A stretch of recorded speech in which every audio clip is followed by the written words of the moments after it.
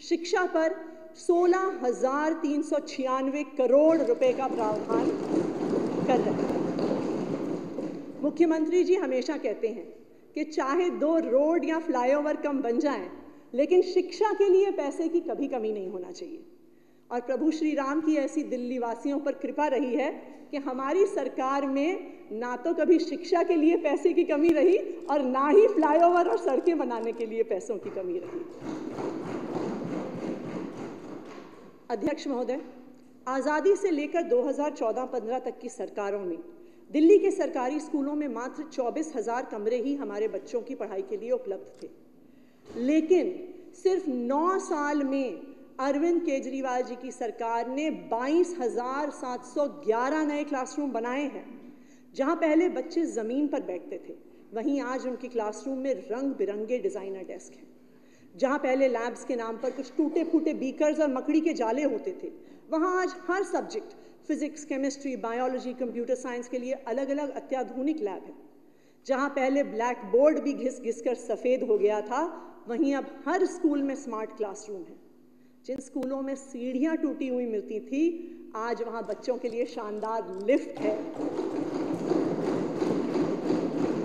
आज दिल्ली सरकार के स्कूलों ने प्राइवेट स्कूलों को भी पीछे छोड़ दिया है।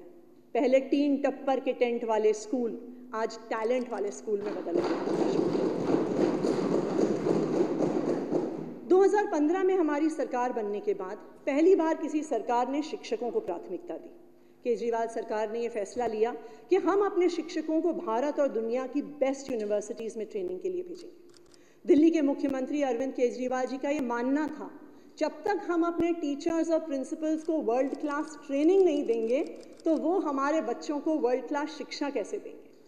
हमने पिछले 9 सालों में 400 से ज़्यादा दिल्ली के सरकारी स्कूल के प्रिंसिपल्स को कैम्ब्रिज भेजा, तकरीबन 950 टीचर्स को सिंगापुर के विख्यात नेशनल इंस्टीट्यूट ऑफ एजुकेशन में ट्रेनिंग के लिए भेजा, 1700 प्रिंसिपल्स को IIM अहमदाबाद में लीडरशिप ट्रेनिंग के लिए भेजा, और इस साल से दिल्ली नगर निगम के स्कूलों के प्रिंसिपल्स को भी हम IIM अहमदाबाद टीचर ट्रेनिंग के लिए भेजा। हमने पेरेंट्स को स्कूलों से जोड़ने का काम किया। जो पेरेंट्स एक समय में सरकारी स्कूल में जाने से कतराते थे, उन्हें स्कूल के गेट के अंदर नहीं घुसने दिया जाता था। आज मेगा PTM और स्कूल मैनेजमेंट कमेटी के माध्यम से वो अपने बच्चों की शिक्षा में भागीदार बन रहे हैं। अध्यक्ष महोदय, दिल्ली के बच्चों को वर्ल्ड क्लास शिक्षा देने के लिए केजरीवाल सरकार ने 2021-22 में स्कूल्स ऑफ स्पेशलाइज्ड एक्सीलेंस की शुरुआत की। इसके तहत STEM, humanities, performing and visual arts, high and 21st century skills के 56 डोमेन्स में 38 स्कूल कैंपस आज पूरी दिल्ली में स्थापित किए गए हैं। 2014 में जहां सरकारी स्कूल में अपने बच्चों को पढ़ाना किसी गरीब परिवार के लिए मजबूरी होती थी, इस साल हमारे BR Ambedkar school of specialised excellence की 6,000 सीटों पर एडमिशन के लिए 1,40,000 एप्लीकेशंस आए। जिस अनुपात में SOSEs में एप्लीकेशंस आए हैं, शायद उतना IIT JEE में भी नहीं आते जितना हमारे SOSEs में आए। अध्यक्ष महोदय, इसके साथ ही हमारे 3 और specialised schools, armed forces preparatory school, Delhi sports school और दिल्ली मॉडल वर्चुअल स्कूल है। यह हमारे लिए गर्व की बात है कि आर्म्ड फोर्सेस प्रेपरेटरी स्कूल के पहले ही बैच के 76 बच्चों में से 32 बच्चों ने UPSC द्वारा आयोजित NDA की लिखित परीक्षा को पास कर लिया है। शिक्षा के क्षेत्र में केजरीवाल सरकार का एक और महत्वपूर्ण कदम रहा है स्कूलों में शिक्षकों और प्रिंसिपल्स की रिकॉर्ड भर्ती। 2014 तक दिल्ली सरकार के स्कूलों में 34,182 रेगुलर टीचर्स हुआ करते थे। आज दिल्ली सरकार के स्कूलों में 47,914 रेगुलर टीचर्स हैं और लगभग 7,000 की भर्तियां प्रक्रिया इस समय अभी चालू है। 2023 में पहली बार दिल्ली सरकार के स्कूलों में UPSC के माध्यम से सीधा 324 प्रिंसिपल्स की नियुक्ति हुई, जो अपने आप में एक रिकॉर्ड है। साथ ही 389 वाइस प्रिंसिपल्स को भी प्रिंसिपल के रूप में प्रमोट किया गया। इन सब कदमों से सुनिश्चित हुआ कि दिल्ली सरकार के लगभग सभी स्कूलों में आज एक नियमित प्रिंसिपल है, एक स्कूल लीडर है। World class building, world class teacher training, parents की भागीदारी, स्कूल ऑफ स्पेशलाइज्ड एक्सीलेंस ने आज दिल्ली सरकार के स्कूलों को देश और दुनिया के सबसे शानदार स्कूलों के बराबर लाके खड़ा कर दिया है। पिछले 8 सालों से दिल्ली सरकार के स्कूलों के बोर्ड का रिजल्ट प्राइवेट स्कूलों से बेहतर आ रहा है। और ना सिर्फ इतना, पिछले 3 सालों में 4 लाख से ज़्यादा बच्चों ने प्राइवेट स्कूलों को छोड़कर दिल्ली सरकार के स्कूलों में एडमिशन लिया।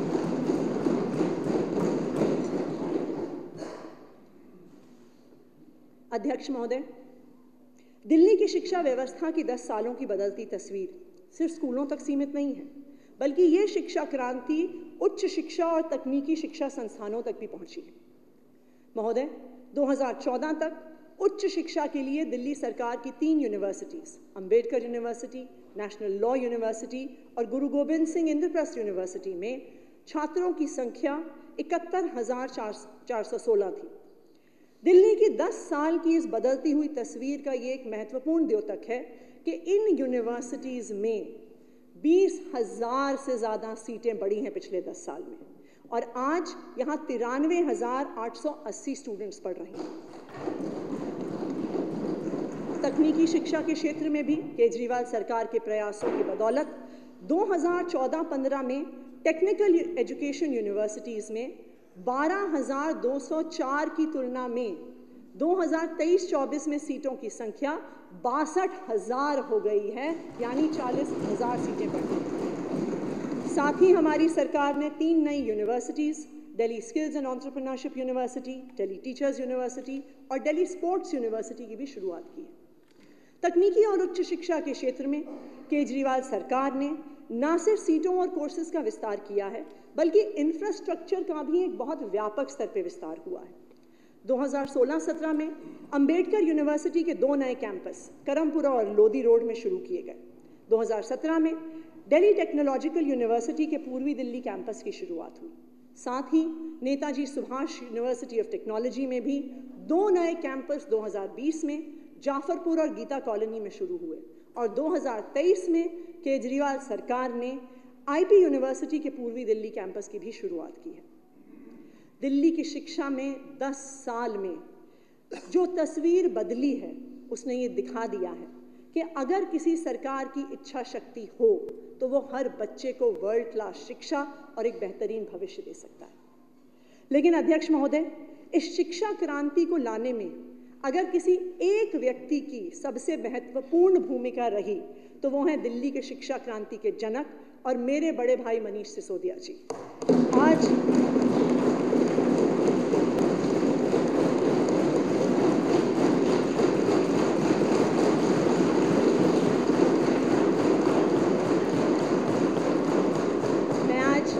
इस सदन में मनीष जी के बच्चों के प्रति प्यार और शिक्षा के प्रति जज्बे को सलाम करती हूँ, क्योंकि शायद इस प्यार और इस जज्बे के बिना इतने कम समय में इतना बड़ा बदलाव संभव नहीं।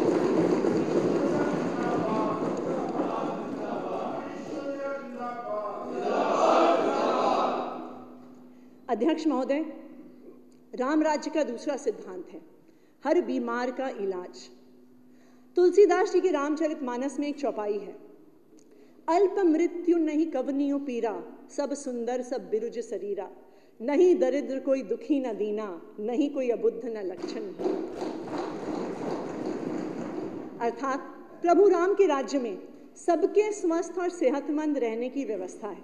किसी की भी अल्पायु में मृत्यु नहीं होती, ना किसी को कोई दुख होता है, सभी सुंदर और निरोग हैं, ना कोई दरिद्र है, ना दुखी है और ना गरीब है। अध्यक्ष महोदय, ये हमारे देश का दुर्भाग्य है कि हम इस परिकल्पना से बहुत दूर हैं। 2014 तक दिल्ली सरकार के भी सरकारी अस्पतालों का बहुत बुरा हाल हुआ करता था। अस्पतालों की गंदगी देखकर भरोसा नहीं होता था कि यहाँ पर इलाज भी हो सकता है। ऐसा लगता था वहाँ की गंदगी देखकर कि एक बीमारी लेकर जाएंगे तो वहाँ से 4 बीमारी और लेकर वापस आ जाएंगे। आप सब याद कीजिए, सरकारी अस्पताल का वो दृश्य, गंदे फर्श, टूटे और बदबूदार टॉयलेट, पीली चद्दरें, ओपीडी काउंटर पर भीड़ और जवाब देने वाला कोई नहीं, दवाई के काउंटर पर लंबी लंबी लाइनें पर केमिस्ट नहीं।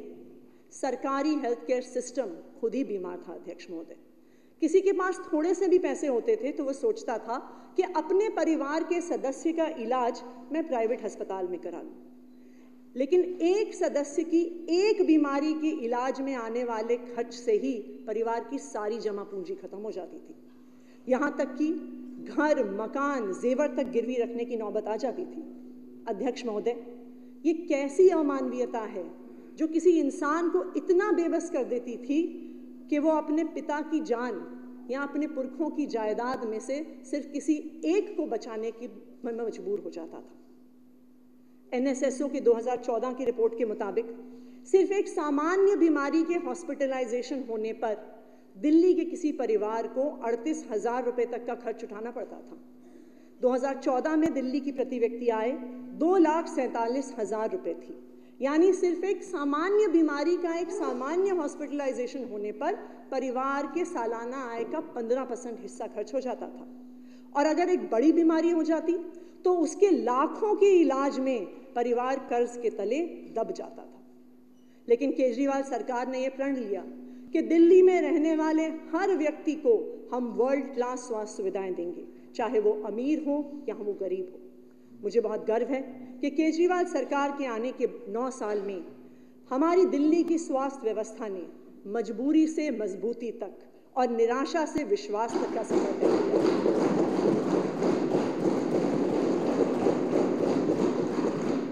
आज दिल्ली सरकार के अंतर्गत 38 अस्पताल हैं, जहां रोज 81,000 से ज्यादा OPD मरीजों और हर महीने 65,000 से ज्यादा IPD मरीजों का इलाज बिल्कुल फ्री होता है।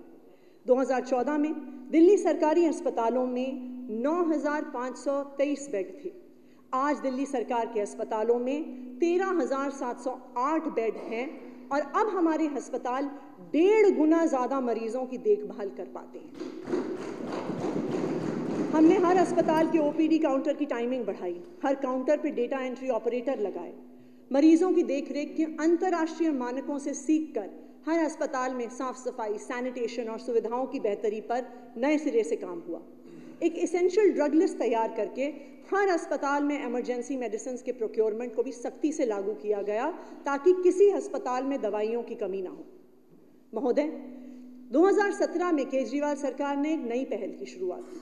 इसके तहत अगर एक मरीज को दिल्ली सरकार के किसी अस्पताल में सर्जरी के लिए 1 महीने से ज्यादा की तारीख मिलती है तो वो किसी भी प्राइवेट अस्पताल में जाकर अपनी सर्जरी करवा सकता है और उसका सारा खर्च दिल्ली सरकार देती है।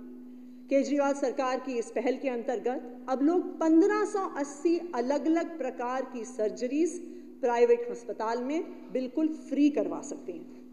2014 तक दिल्ली के सरकारी अस्पतालों में डायग्नोस्टिक टेस्ट करवाने के लिए भी लोगों को महीनों लंबा इंतजार करना पड़ता था, लेकिन आज केजरीवाल सरकार ने इस जर्जर व्यवस्था को बदल दिया है। अब ना केवल अस्पतालों में रेगुलर टेस्ट होते हैं बल्कि बिल्कुल फ्री भी होते हैं। अगर सरकारी अस्पताल व्यस्त हो तो सरकारी निजी सेंटर्स और अस्पतालों के साथ टेस्ट का प्रबंध करती है। फ्री डायग्नोस्टिक टेस्ट के शुरू होने के बाद से अब तक दिल्ली के लोगों ने 5,67,000 से ज्यादा टेस्ट करवाए हैं। सिर्फ अस्पताल के अंदर नहीं, अस्पताल तक पहुंचने के संघर्ष में भी केजरीवाल सरकार परिवारों के साथ खड़ी रही है। 2014 में सरकार के पास मौजूद लगभग 155 कैट्स एम्बुलेंस के मुकाबले आज दिल्ली में 380 कैट्स एम्बुलेंस हैं। इस फ्लीट को हर साल बढ़ाकर हम इस स्तर पर ले आए हैं कि हमारी एम्बुलेंस का एवरेज रिस्पॉन्स टाइम 10 साल में 55 मिनट से घटकर मात्र 15 मिनट।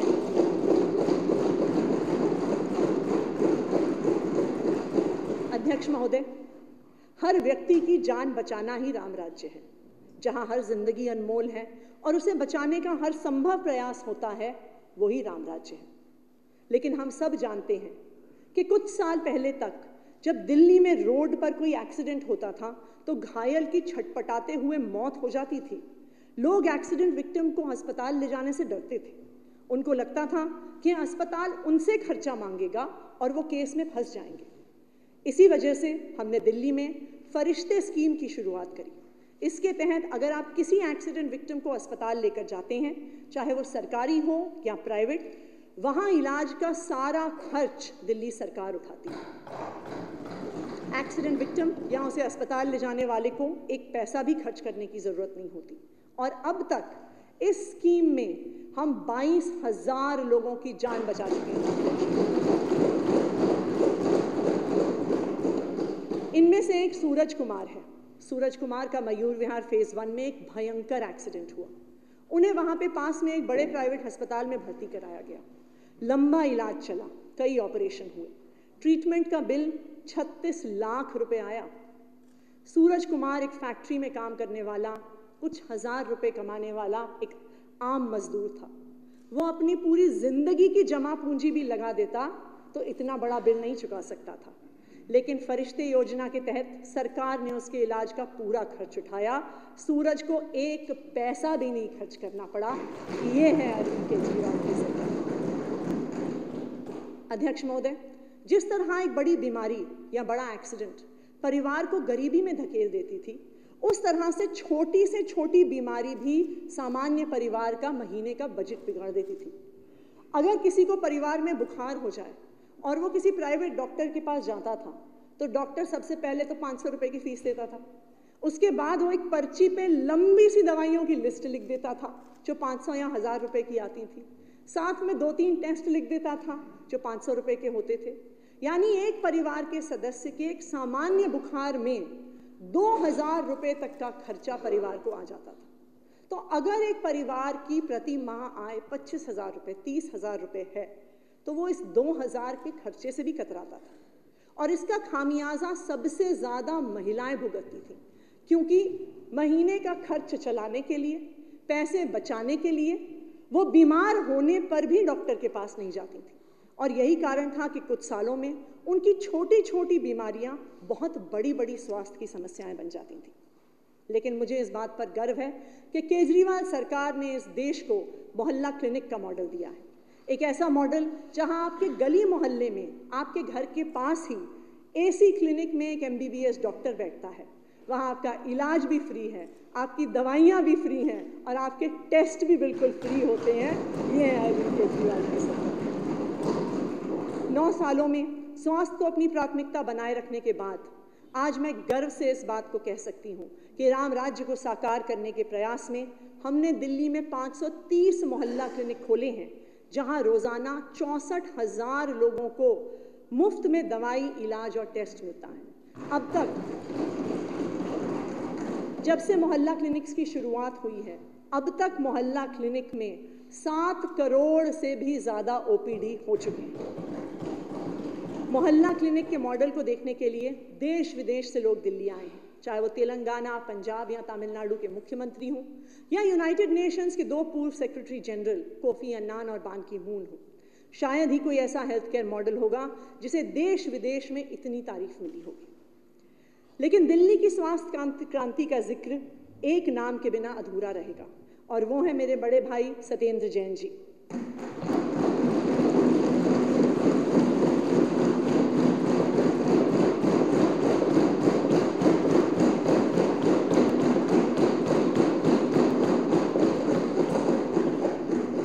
जिस तरह राम भक्त हनुमान जी आपदा की घड़ी में संजीवनी का पर्वत ही उखाड़ के ले आए थे, उसी तरह सत्येंद्र जैन जी ने दिल्ली की चरमराती हुई स्वास्थ्य व्यवस्था को पुनर्जीवित किया है। मैं सभी दिल्ली वासियों की तरफ से आज सत्येंद्र जैन जी का तहे दिल से धन्यवाद करती हूँ।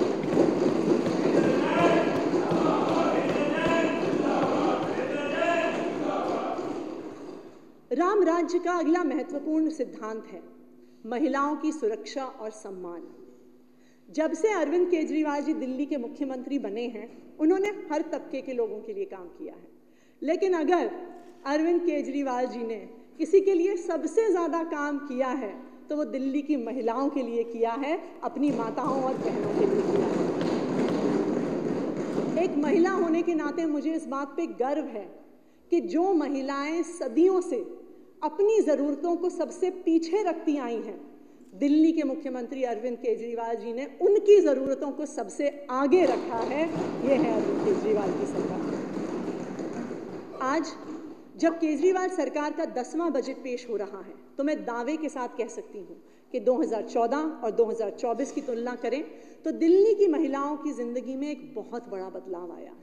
सरकार ने उनकी रोज़मर्रा की परेशानियों को समझा और उन्हें सुलझाकर उनको एक बेहतर ज़िंदगी देने का प्रयास किया।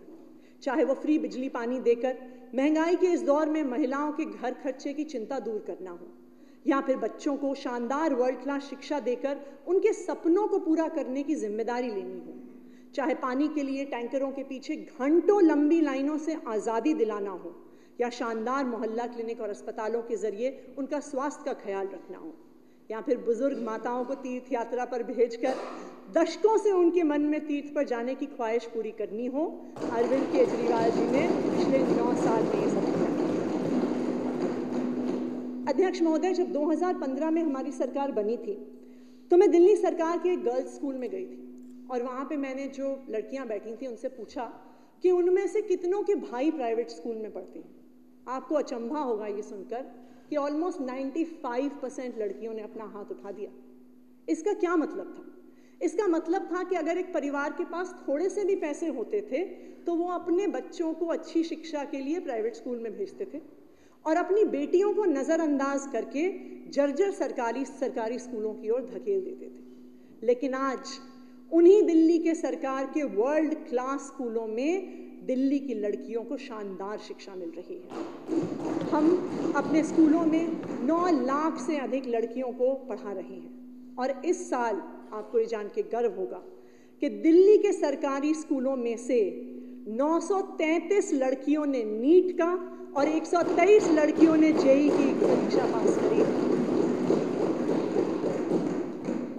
आज दिल्ली के सरकारी स्कूल में पढ़ने वाली लड़कियां डॉक्टर बन रही हैं, इंजीनियर बन रही हैं, बड़ी बड़ी यूनिवर्सिटीज़ में एडमिशन ले रही हैं और यहाँ तक कि खुद का बिजनेस शुरू करके और महिलाओं को रोजगार भी दे रही हैं। यहाँ पर पहुँची हैं हमारी दिल्ली के सरकारी स्कूल की बेटियाँ।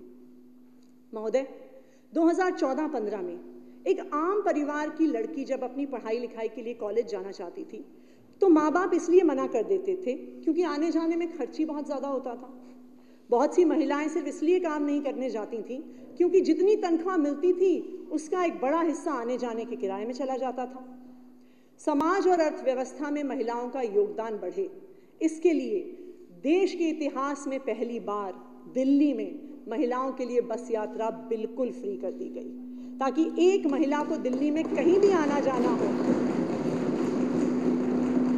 तो उसे पैसों की चिंता ना करनी पड़े और अपने भाई अरविंद केजरीवाल जी से मिले पिंक टिकट के साथ वो बेझिझक यात्रा कर सके।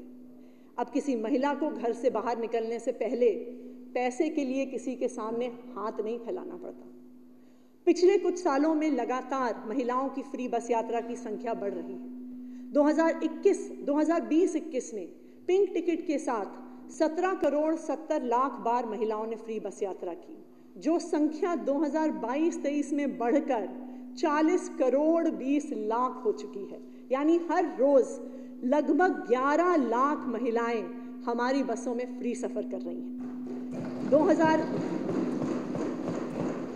2019 से शुरू होकर अब तक मात्र 5 साल में 153 करोड़ बार महिलाओं ने फ्री में बस यात्रा की। अध्यक्ष महोदय, लॉ एंड ऑर्डर केजरीवाल सरकार के अंतर्गत नहीं आता, फिर भी एक बड़े भाई का धर्म निभाते हुए दिल्ली के मुख्यमंत्री अरविंद केजरीवाल जी ने दिल्ली की सड़कों को सुरक्षित बनाने के लिए कई प्रयास किए। मुख्यमंत्री सीसीटीवी योजना के तहत आज दिल्ली में 2,60,000 से ज़्यादा सीसीटीवी कैमरा लगे हैं। फोर्ब्स इंडिया की 2021 की रिपोर्ट के मुताबिक दिल्ली शहर के हर स्क्वायर माइल में 1820 से अधिक कैमरा लगाए गए हैं। अब सीसीटीवी सर्वेलेंस पर स्क्वायर माइल के आंकड़े में दिल्ली ने न्यूयॉर्क और लंदन को भी पीछे छोड़ दिया है। ये है सेफ्टी पिन नामक एक संस्था की रिपोर्ट के अनुसार दिल्ली में 2014 में लगभग 7,500 डार्क स्पॉट्स होते थे, जहां अंधेरे की वजह से महिलाएं गुजर भी नहीं पाती थी। इस डर को खत्म करने के लिए केजरीवाल सरकार ने सड़कों को बड़े स्तर पर रोशन किया। 2014 तक पीडब्ल्यूडी की 1400 किलोमीटर की सड़कों पर 66,000 लाइटें थीं, जो कि आज बढ़कर 87,000 हो गई हैं, यानी हर किलोमीटर पर 62 से ज़्यादा लाइटें हैं। कॉलोनियों के अंदर भी मुख्यमंत्री स्ट्रीट लाइट योजना के तहत 2,80,000 LED स्ट्रीट लाइट्स लगाई जा चुकी हैं। अध्यक्ष महोदय, हमारे परिवारों में जब भी कोई बेटी या बहन ससुराल से आती है तो उसके बड़े भाई या उसके पिताजी उसके हाथ में कुछ पैसे थमा देते हैं, क्योंकि वो चाहते हैं कि उनकी बहन या उनकी बेटी को अपनी ज़रूरतों के लिए किसी से कुछ मांगना ना पड़े। और आज दिल्ली के मुख्यमंत्री अरविंद केजरीवाल जी एक बड़े बेटे का फर्ज निभाते हुए 2024-25 में एक नई क्रांतिकारी योजना लेकर आ रही हैं। ये शायद 2024-25 के बजट का सबसे बड़ा कदम है। इस योजना का नाम है मुख्यमंत्री महिला सम्मान योजना और इसके तहत 18 साल की उम्र से ज़्यादा की हर महिला को 1,000 रुपये प्रति माह की सम्मान राशि।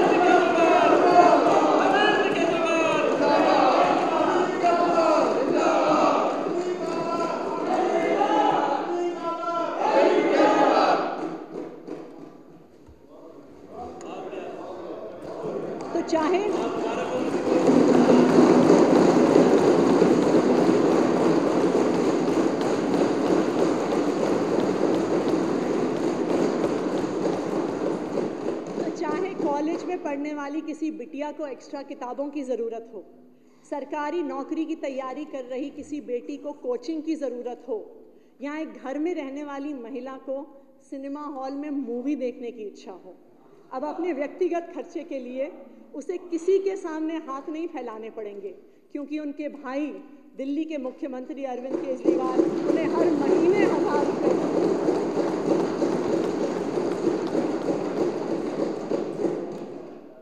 अध्यक्ष महोदय, हमारे शास्त्रों में लिखा है, जहाँ महिलाओं की पूजा होती है, सम्मान होता है, वहाँ देवता निवास करते हैं, और जहाँ महिलाओं का सम्मान नहीं होता, वहाँ किए गए सारे अच्छे काम भी निष्फल हो जाते हैं।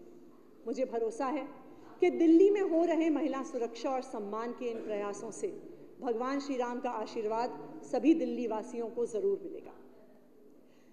अध्यक्ष महोदय, उम्र के एक पड़ाव पर आकर हर बुजुर्ग सोचता है कि तीर्थ यात्रा कराऊं, भगवान के दर्शन कराऊं, लेकिन कई बार मन में इच्छा होने के बावजूद भी वो जा नहीं पाते, तीर्थ यात्रा कर नहीं पाते। कभी पैसे की कमी होती है, कभी कोई साथ देने वाला नहीं होता, कभी कोई इंतज़ाम करने वाला नहीं होता। लेकिन ये दिल्ली के लोगों का सौभाग्य है कि 2015 में अरविंद केजरीवाल जी के रूप में उनको सिर्फ एक मुख्यमंत्री नहीं मिला, उनको अपने परिवार का सबसे बड़ा बेटा मिला है। एक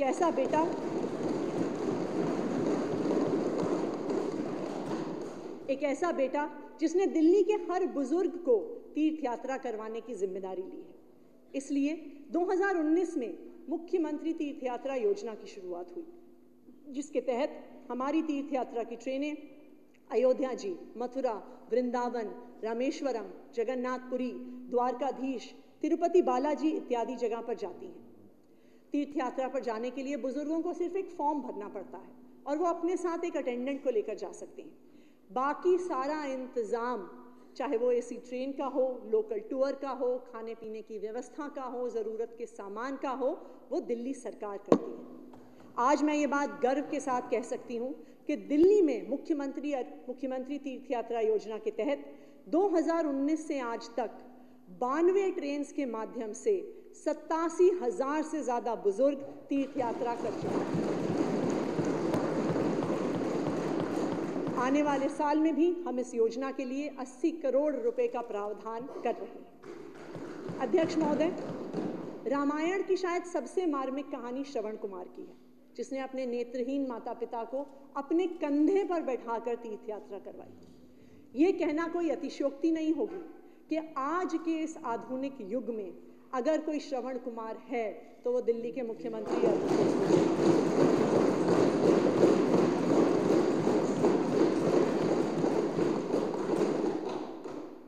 अध्यक्ष महोदय, कहते हैं असली राम राज्य वहां, भूखा ना कोई सोए जहां।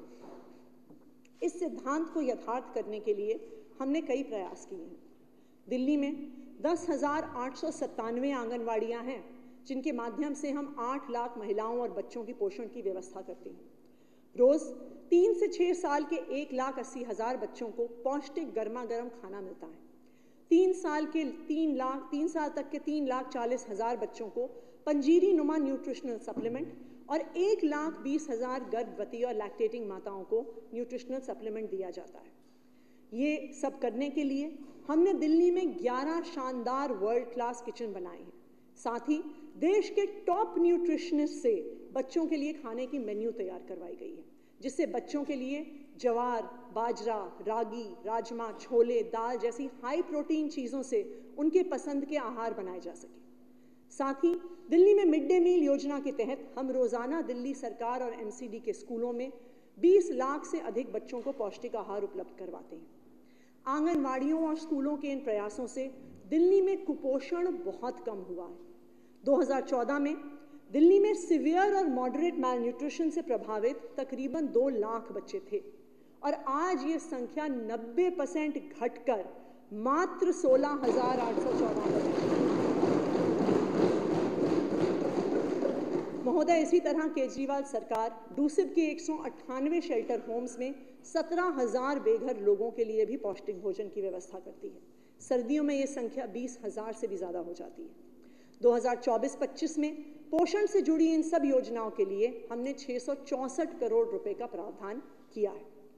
अध्यक्ष महोदय, शहीदों के सम्मान से बड़ा पुण्य का काम किसी व्यक्ति या किसी सरकार का नहीं होता। केजरीवाल सरकार देश की पहली ऐसी सरकार है जो शहीदों के सम्मान में उनके परिवारों को 1 करोड़ की सम्मान राशि देती है। सरकार में आते ही मुख्यमंत्री अरविंद केजरीवाल जी ने देश की रक्षा करते हुए अपने जान गंवाने वाले शहीदों के परिवारों को 1 करोड़ रुपए की सम्मान राशि देनी शुरू करी।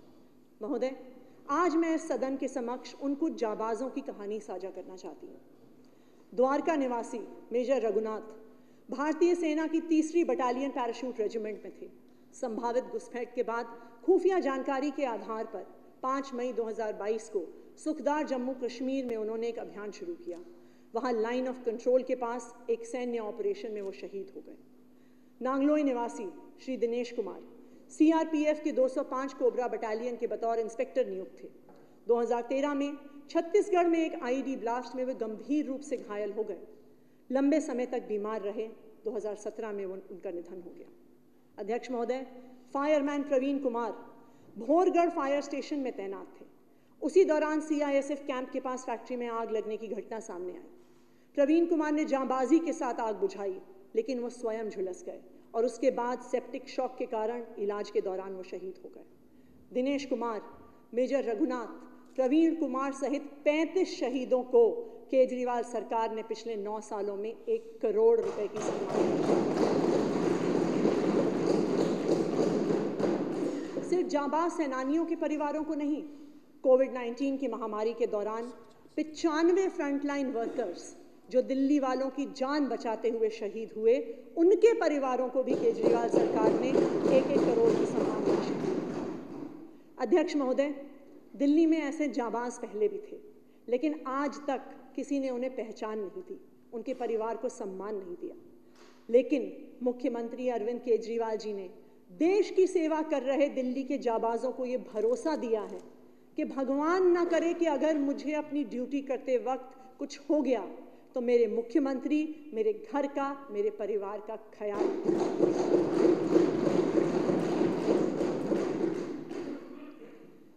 राम राज्य का अगला सिद्धांत है कि किसी के साथ अन्याय ना हो। रामायण में कहा गया है कि प्रभु श्री राम के राज्य में हर इंसान, पशु और जीव को न्याय स्वयं भगवान राम के दरबार से ही मिलता था। प्रभु श्री राम के दरबार में हमेशा सभी के लिए द्वार खुले रहते थे ताकि वे अन्याय से अपनी प्रजा की रक्षा कर सकें। लेकिन आज के आधुनिक युग में कोर्ट में और न्याय की उम्मीद में लेकर जाते हुए लोगों को सालों तक इंतजार करना पड़ता है। जुडिशियल इंफ्रास्ट्रक्चर और जजेस की कमी होने के कारण देश भर में लगभग 5 करोड़ कोर्ट केस लंबित हैं, जिस कारण लोगों को न्याय की आस में सालों तक इंतजार करना पड़ता है। अंग्रेजी में एक कहावत है, justice delayed is justice denied, यानी न्याय का समय पर ना मिलना अपने आप में ही एक अन्याय है, लेकिन दिल्ली के लोगों को समय पर न्याय मिले, इसके लिए केजरीवाल सरकार ने कोई कमी नहीं छोड़ी। 2014-15 में न्याय व्यवस्था के लिए कुल बजट मात्र 760 करोड़ होता था। केजरीवाल सरकार ने न्याय व्यवस्था को बेहतर बनाने के लिए साल दर साल उस बजट को बढ़ाया और मुझे ये कहते हुए गर्व है कि आज ये 4 गुना बढ़कर 3098 करोड़ रुपए हो गया है। इसी बढ़ते हुए बजट की बदौलत दिल्ली में कोर्ट रूम्स की संख्या 2014 में 512 से बढ़कर आज 2024 में 749 तक पहुंच गई है। साथ ही दिल्ली में जजों की संख्या 2014 में 526 से लेकर आज 2024 में 840 तक पहुंच गई। 2024-25 में केजरीवाल सरकार रोहिणी, करकरडूमा, शास्त्री पार्क और राउज एवेन्यू में 4 शानदार कोर्ट कॉम्प्लेक्सेस का निर्माण शुरू करवा रही है। केजरीवाल सरकार के 10वें बजट में हम दिल्ली को 250 नए कोर्ट रूम्स का तोहफा दे रहे हैं कि दिल्ली वालों को न्याय मिलने में एक मजबूत लीगल इंफ्रास्ट्रक्चर तैयार करने के साथ साथ केजरीवाल सरकार लोगों को कोर्ट के केस लड़ने के लिए वकील भी उपलब्ध करवाती है। अक्सर एक आम आदमी महंगे वकीलों का खर्चा नहीं उठा पाता, जिससे या तो वो केस लड़ नहीं पाता या केस वापस लेने को मजबूर हो जाता है। लेकिन दिल्ली सरकार Delhi state legal services authority के माध्यम से ज़रूरतमंदों को बिना किसी खर्च के वकील मुहैया करवाती है ताकि वे अपना पक्ष कोर्ट में रख सकें और न्याय की राह पर पैसे की कमी एक बाधा ना बने। DSLSA के माध्यम से 2016 में सिर्फ 33,000 लोगों को फ्री लीगल सर्विसेज मिली थी, लेकिन मुझे खुशी है इस बात की कि अब ये आंकड़ा लगभग 4 गुना हो गया है और 2022-23 में DSLSA के माध्यम से 1,25,000 लोगों को दिल्ली सरकार की तरफ से फ्री लीगल सर्विसेज मिली है। केजरीवाल सरकार के आने से पहले एक आम आदमी को सरकारी दफ्तरों में लगातार परेशानियों का सामना करना पड़ता था। एक छोटे से डॉक्यूमेंट के लिए धक्के खाने पड़ते थे, लाइनों में खड़ा रहना पड़ता था, सरकारी दफ्तरों में बैठे कर्मचारियों की उपेक्षा झेलनी पड़ती थी और हर काम के लिए रिश्वत देनी पड़ती थी। लेकिन हमने डोर स्टेप डिलीवरी और सर्विसेज के माध्यम से दिल्ली वालों को सरकारी दफ्तरों में हो रहे इस अन्याय से बिल्कुल मुक्त करा दिया। अब पहले की तरह किसी को भी सरकारी डॉक्यूमेंट्स बनवाने के लिए लंबी लाइनों में नहीं लगना पड़ता, या सरकारी दफ्तरों में धक्के नहीं खाने पड़ते हैं, या किसी को रिश्वत नहीं देनी पड़ती है। चाहे ड्राइविंग लाइसेंस बनवाना हो, इनकम सर्टिफिकेट बनवाना हो, शादी का रजिस्ट्रेशन करवाना हो, बस 1076 हेल्पलाइन पर आपको एक कॉल करना है, सरकार आपके घर आकर काम करवाती है। मुझे ये बताते हुए खुशी है कि साल 2018-19 में शुरू होने के बाद से 1076 हेल्पलाइन के जरिए 6,22,000 से ज़्यादा लोगों को सरकारी डॉक्यूमेंट्स चाहिए। अध्यक्ष महोदय, राम राज्य में ना कोई दरिद्र होता है, ना दुखी होता है, ना दीन होता है। हर परिवार समृद्ध होता है। आज के इस आधुनिक दौर में ये समृद्धि युवाओं को रोजगार दिलवाने से आएगी। ये पिछली सरकारों की नाकामी है कि देश में बेरोजगारी इतने बड़े स्तर पर है कि आज पढ़े लिखे युवाओं को दर दर नौकरी के लिए भटकना पड़ता है। लेकिन दिल्ली में युवाओं को स्किल्ड और जॉब रेडी बनाने की दिशा में हमारे इंडस्ट्रियल ट्रेनिंग इंस्टीट्यूट्स ITIs एक शानदार भूमिका निभा रही हैं। वर्तमान में केजरीवाल सरकार शहर भर में 19 ITIs चला रही है। इलेक्ट्रॉनिक्स से लेके fashion designing, computer operation, programming, 3D modelling तक ITI के छात्रों को हर क्षेत्र में टेक्निकल शिक्षा और स्किल ट्रेनिंग मिल रही है। और पिछले साल ITI से निकलने वाले 10,000 से ज़्यादा छात्रों को टोयोटा, मारुति, माइक्रोसॉफ्ट जैसी मशहूर कंपनियों में नौकरियां मिली हैं। अध्यक्ष महोदय, हमने पिछले 9 सालों में अपनी यूनिवर्सिटीज़ में भी छात्रों को जॉब रेडी करने के लिए पढ़ने पढ़ाने की प्रक्रिया में बड़े बदलाव किए हैं। 21वीं सदी की ज़रूरतों को समझते हुए हमने इनमें robotics, artificial intelligence, business administration, design, architecture, automobile engineering आदि के क्षेत्र में कई आधुनिक डिग्री और डिप्लोमा कोर्सेज शुरू की हैं ताकि हमारे युवा आने वाली कल की इकोनॉमी के लिए आज से तैयार हो जाएं। महोदय, केजरीवाल जी की सरकार बनने के बाद Delhi skill and entrepreneurship university की शुरुआत हुई। आज Delhi skill and entrepreneurship university में 18,529 छात्र स्किल रिलेटेड कोर्सेज पढ़ रहे हैं और इस वर्ष हमारे छात्रों को स्किल कोर्सेज के बाद 10 लाख तक का सैलरी पैकेज मिला है। महोदय, ये कामयाबी सिर्फ किसी एक यूनिवर्सिटी या कॉलेज तक सीमित नहीं है। IIIT दिल्ली का प्लेसमेंट रेट 2023-24 में 75% रहा। इस वर्ष में IIIT दिल्ली का हाईएस्ट पैकेज 49 लाख रुपए रहा। NSUT का प्लेसमेंट रेट 2023-24 में 75% था। वहाँ पर हाईएस्ट सैलरी पैकेज 80 लाख रुपए तक पहुँच गया। 2023-24 में दिल्ली सरकार की Indira Gandhi Delhi technical university for women IGDTUW का प्लेसमेंट रेट 85% रहा और वहाँ पर हाईएस्ट सैलरी पैकेज 82 लाख रुपए तक पहुँच गया। ये है अरविंद केजरीवाल की सरकार की यूनिवर्सिटीज़। हालांकि दिल्ली सरकार की यूनिवर्सिटीज़ में पढ़ने वाले छात्रों को अच्छी नौकरियाँ मिल रही हैं, लेकिन इस बात को नज़रअंदाज नहीं किया जा सकता कि आज हमारा देश एक जॉब क्राइसिस के बीच में खड़ा है। मैकिन्जी की 2020 की इकोनॉमिक रिपोर्ट ये कहती है कि 2030 तक पूरे देश में 9 करोड़ नॉन एग्रीकल्चरल नौकरियों की ज़रूरत होगी। लेकिन ये नई नौकरियां आएंगी कहाँ से अगर देश का हर युवा सिर्फ नौकरियों की लाइनों में खड़ा रहेगा और एक से दूसरी से तीसरी सरकारी नौकरियों की परीक्षा देता रहेगा। अध्यक्ष महोदय, सिर्फ एंटरप्रेन्योरशिप ही हमारी देश की बेरोजगारी मिटा सकता है। इस दिशा में 2019 में हमने अपने स्कूलों में एंटरप्रेन्योरशिप माइंडसेट करिकुलम की शुरुआत की है। इसका उद्देश्य है कि बच्चों को इतना कॉन्फिडेंट और काबिल बनाना कि वो पढ़ाई के बाद नौकरी मांगने वाले नहीं, नौकरी देने वाले बने। ये केजरीवाल सरकार का ध्येय है। इस करिकुलम के प्रैक्टिकल कंपोनेंट बिजनेस ब्लास्टर्स के तहत दिल्ली सरकार के स्कूलों में 11वीं और 12वीं क्लास में पढ़ने वाले बच्चों को 2,000 रुपये का सीड मनी दिया जाता है, जिससे वो अपने क्लासमेट्स के साथ मिलकर कोई छोटा स्टार्टअप शुरू कर सकते हैं। बिजनेस ब्लास्टर्स प्रोग्राम के शानदार नतीजे देखने को मिले हैं।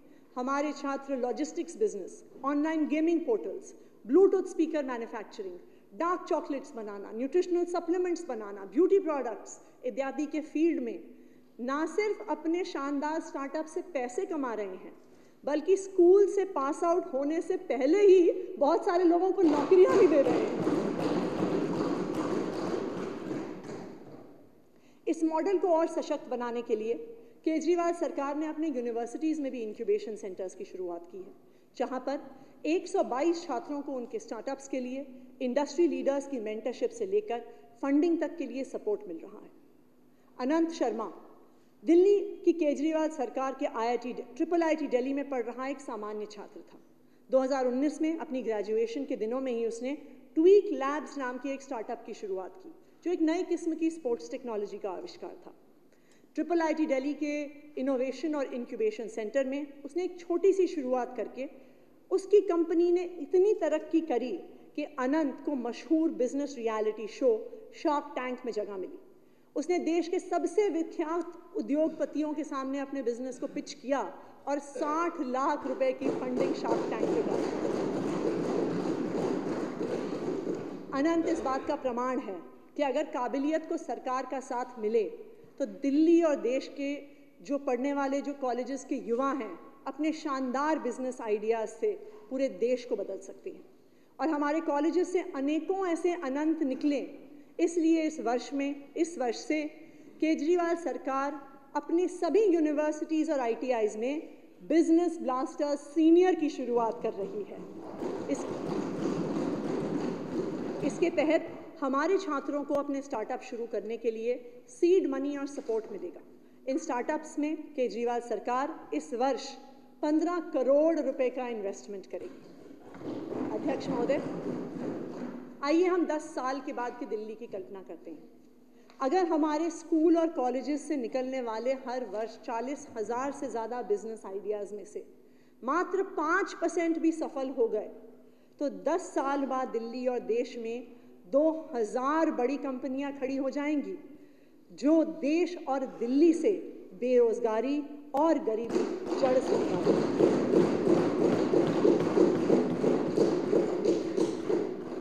अध्यक्ष महोदय, यही असली राम राज्य होगा। अध्यक्ष महोदय, रावण के वध के बाद जब प्रभु श्री राम अयोध्या आए तो हर घर में दिए जलाए गए, दीपावली मनाई गई। कहते हैं राम राज्य का मतलब ही है कि हर घर रोशन रहेगा। लेकिन आज दिल्ली के लोगों को अपना घर रोशन करने के लिए दीपावली का इंतजार नहीं करना पड़ता, क्योंकि दिल्ली में 24 घंटे बिजली आती है। आपको याद होगा कि दिल्ली में लंबे लंबे पावर कट लगना एक सामान्य बात होती थी, और ये कोई बहुत पुरानी बात नहीं है। 2014 तक की गर्मियों में दिल्ली में 8-8 घंटे लंबे पावर कट होते थे। ना सिर्फ पावर कट होते थे, बिजली महंगी भी होती थी। एक समय ऐसा था जब अपना बिजली का बिल भरने के लिए परिवार को अपने अन्य खर्चों को काटना पड़ता था। लेकिन आज 9 साल की अरविंद केजरीवाल सरकार के बाद दिल्ली में 24 घंटे बिजली आती है और 22 लाख से ज़्यादा परिवारों के बिजली का बिल ज़ीरो आता है। 2014 में जब दिल्ली वासी पावर कट और महंगी बिजली से जूझ रहे थे, तब बिजली की पीक डिमांड 5,800 मेगावाट थी। लेकिन पिछले 9 सालों में केजरीवाल सरकार के प्रयासों का नतीजा है कि 2023-24 में दिल्ली ने 22 अगस्त को 7,438 मेगावाट की अपनी पीक डिमांड को बिना किसी पावर कट के पूरा किया। हम अक्सर सुनते हैं कि जिन राज्यों में बिजली का दाम सरकारें कम रखती हैं, वहाँ जो बिजली की कंपनियाँ होती हैं, उनका इंफ्रास्ट्रक्चर पैसे की कमी की वजह से जर्जर हालत में पहुँच जाता है। लेकिन दिल्ली में ऐसा नहीं है। केंद्र सरकार की जनवरी में निकली डिस्कॉम रेटिंग्स में दिल्ली के तीनों डिस्कॉम्स को A+ रेटिंग मिली है। देश के 3 टॉप डिस्कॉम्स दिल्ली के हैं, तीनों मुनाफे में हैं, और फिर भी दिल्ली वालों को फ्री बिजली मिलती है। बताइए ये राम राज्य नहीं है तो क्या है? राम राज्य से प्रेरित सरकार की जिम्मेदारी सिर्फ अपने लोगों के नहीं, साथ साथ पर्यावरण के प्रति भी है। यही कारण है कि केजरीवाल सरकार ने न सिर्फ दिल्ली वासियों की समृद्धि के लिए बिजली की उपलब्धता बढ़ाई, बल्कि पर्यावरण का ध्यान रखते हुए ग्रीन और रिन्यूएबल एनर्जी पर भी फोकस किया। आज दिल्ली की पावर सप्लाई में लगभग 30% बिजली ग्रीन और रिन्यूएबल एनर्जी से आती है। आज दिल्ली में इस्तेमाल होने वाली 255 मेगावाट बिजली रूफटॉप सोलर पावर प्लांट में प्रोड्यूस होती है। दिल्ली सरकार की 1280 सरकारी बिल्डिंग की छत पर सोलर रूफटॉप प्लांट्स लगे हैं, और मुझे ये बताते हुए बेहद खुशी है कि 2024-25 में दिल्ली सरकार की हर बिल्डिंग की छत पर सोलर पावर प्लांट लगाए जाएंगे। दिल्ली सरकार का ये टारगेट है कि 2027 तक 4,500 मेगावाट यानी कुल पावर सप्लाई का 25% सोलर एनर्जी से ही होगा। अध्यक्ष महोदय, हिंदू धर्म में ये मान्यता है कि प्यासे को पानी पिलाने से बड़ा पुण्य का काम कोई नहीं होता। पानी सिर्फ एक ज़रूरत नहीं है, एक सम्मानजनक जीवन की आधारशिला है। 2014 में इस सम्मानजनक जीवन जीने के लिए दिल्ली के लाखों लोगों को संघर्ष करना पड़ता था। चाहे अनाधिकृत कॉलोनियाँ हों जहाँ वर्षों से पानी की लाइनें नहीं बिछी थी, या झुग्गी बस्तियाँ हों जहाँ रहने वाली महिलाओं को और लड़कियों को सुबह 4 बजे उठकर अपने घर के पास टैंकरों के इंतज़ार में लंबी लाइनों में लगना पड़ता था। टैंक में पाइप डालकर पानी निकालने के लिए टैंकर माफिया के सामने हाथ फैलाने पड़ते थे।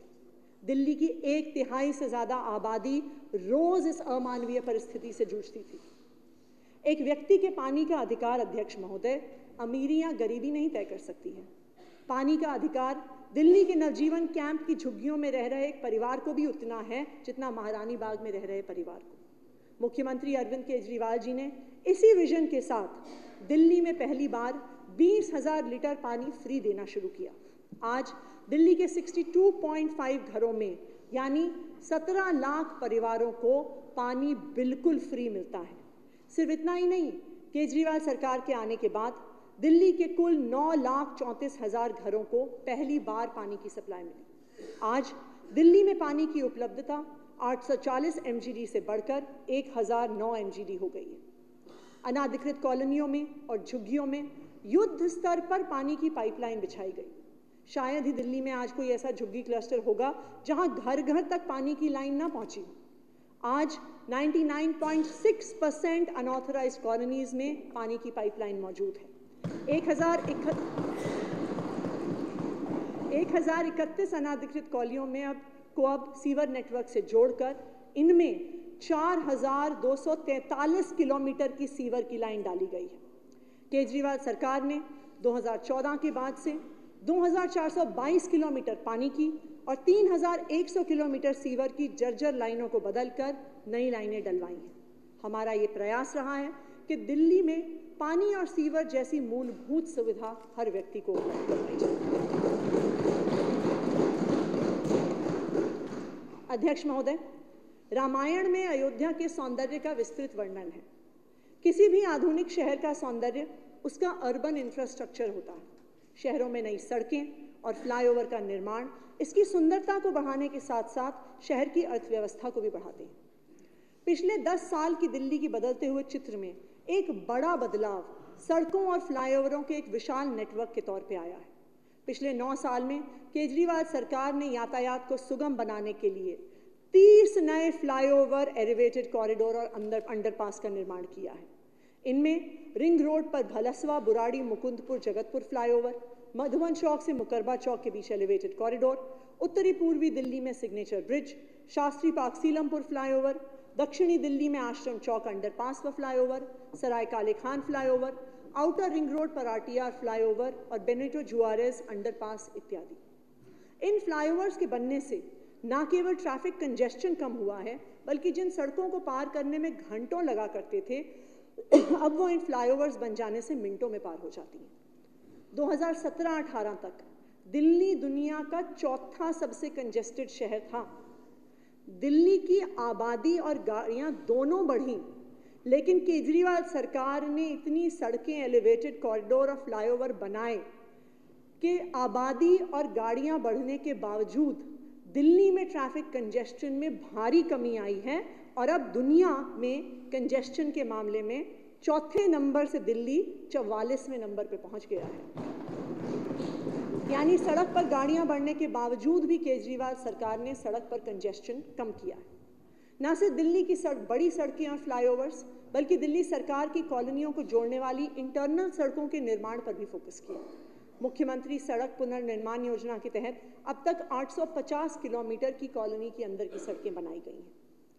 दिल्ली के हर निवासी को सार्वजनिक यातायात की अच्छी सुविधा देना सरकार की जिम्मेदारी है। मुख्यमंत्री जी के मार्गदर्शन में दिल्ली में पब्लिक ट्रांसपोर्ट में भी एक बड़ा बदलाव आया है। मार्च 2015 तक दिल्ली मेट्रो का कुल रेल नेटवर्क 193 किलोमीटर था और इसमें 144 मेट्रो स्टेशन थे। पिछले 9 वर्ष में दिल्ली का मेट्रो नेटवर्क लगभग दुगना होके 393 किलोमीटर हो गया है और स्टेशंस की संख्या बढ़कर 2088 हो गई। मेट्रो में 2014 में रोजाना लगभग 24 लाख लोग यात्रा करते थे और आज 2024 में लगभग रोज 60 लाख से अधिक लोग मेट्रो में यात्रा करते हैं। मेट्रो आज दिल्ली के हर कोने तक पहुंच गई है, चाहे वो टिकरी बॉर्डर हो, चाहे समयपुर बादली हो, टिकरी कला हो, बदरपुर बॉर्डर हो या शिव विहार। दिल्ली में न केवल मेट्रो का दायरा बढ़ा है, यहाँ बसों की संख्या में भी उल्लेखनीय वृद्धि हुई है। माननीय अध्यक्ष महोदय, मुझे ये कहते हुए खुशी हो रही है कि 1650 इलेक्ट्रिक बसों के साथ दिल्ली में आज इलेक्ट्रिक बसों का दुनिया का तीसरा सबसे बड़ा बेड़ा है। आज दिल्ली में 7582 आधुनिक बसों की शानदार फ्लीट है, जो दिल्ली के अब तक के इतिहास में सबसे ज़्यादा है। साथ ही केजरीवाल सरकार द्वारा 2080 9 मीटर की ई बसें खरीदी जा रही हैं, जो लास्ट माइल कनेक्टिविटी के लिए मोहल्ला बस के तौर पर इस्तेमाल होंगी। मुझे ये बताते हुए खुशी है कि 2025 तक दिल्ली में 10,000 से भी ज़्यादा बसें होंगी, जिसमें से 80% इलेक्ट्रिक होंगी।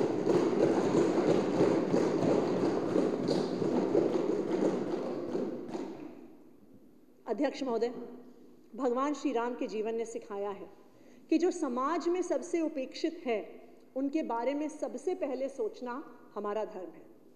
इससे प्रेरणा लेकर मुख्यमंत्री अरविंद केजरीवाल जी ने दिल्ली की अनाधिकृत कॉलोनियों की दशा और दिशा बदलने के लिए युद्ध स्तर पर काम किया है।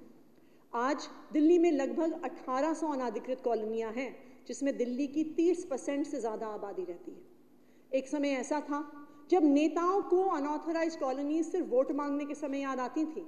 वो वहाँ पे वोट मांगने तो जाते थे, पर जब चुनाव जीत कर आते थे तो वहाँ के लोगों को जाके कहते थे कि इन कॉलोनियों में सरकारी पैसा खर्च नहीं किया जा सकता।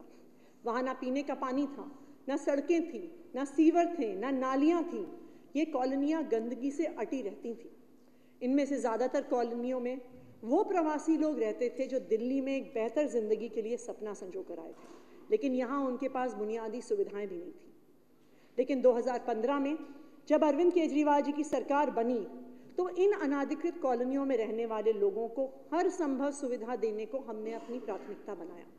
यहाँ इंफ्रास्ट्रक्चर डेवलपमेंट कर लोगों को एक सम्मानजनक जीवन दिया। इन कॉलोनियों में हमने पानी और सीवर की लाइनें डलवाईं, नालियाँ बनवाईं और साथ साथ 1355 ऐसी कॉलोनियाँ हैं जिनमें 5175 किलोमीटर की सड़कें बनी।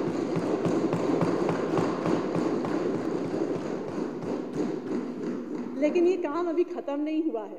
अभी केजरीवाल सरकार इन कॉलोनियों का और भी विकास करेगी। मुझे ये बताते हुए खुशी है कि आने वाले वर्ष 2024-25 में अनाधिकृत कॉलोनियों के विकास के लिए बजट में 902 करोड़ रुपए का प्रावधान किया गया है।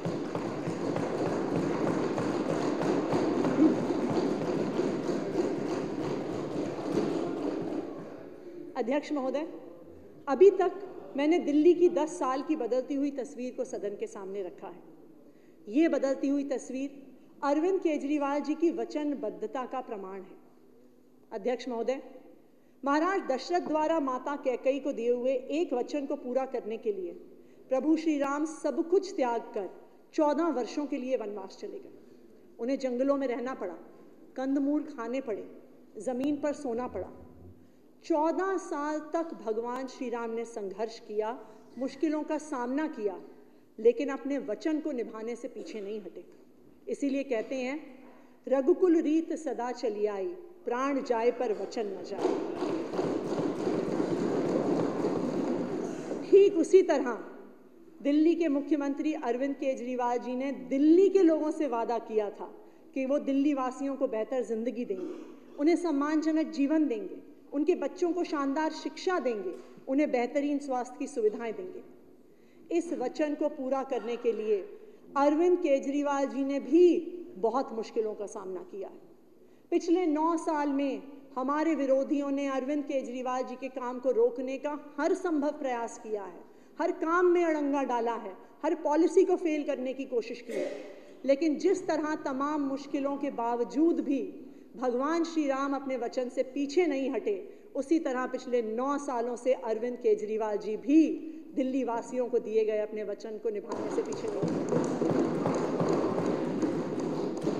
अरविंद केजरीवाल जी के संघर्ष से दिल्ली वालों की जिंदगी बदल गई है। अब महिलाओं को पानी के टैंकर के लिए लंबी लाइनों में नहीं लगना पड़ता। अनाधिकृत कॉलोनी में रह रहे लोगों को अब सड़क, पानी, सीवर जैसी बुनियादी सुविधाएं मिल सकी हैं। जो महिलाएं सालों तक अपने घर की 4 दीवारी में बंद थीं, वो पिंक टिकट के माध्यम से अब घर से बाहर निकल सकती हैं। जो बुजुर्ग जो दशकों से तीर्थ यात्रा पर जाने की कयास लगाए बैठे थे, अब मुख्यमंत्री तीर्थ यात्रा योजना की बदौलत फ्री तीर्थ यात्रा कर पा रहे हैं। वो परिवार जिसने सीमा पर अपना बेटा खोया था, उन्हें सम्मान मिला है। गरीब परिवारों के बच्चों को शानदार शिक्षा मिली है। हर व्यक्ति को बेहतर इलाज मिला है। मुझे गर्व है कि पिछले 9 सालों से तमाम अड़चनों के बाद भी अरविंद केजरीवाल जी ने दिल्ली वासियों से किया अपना हर वादा निभाया है, चाहे उन्हें कितनी भी मुश्किलों का सामना करना पड़ा।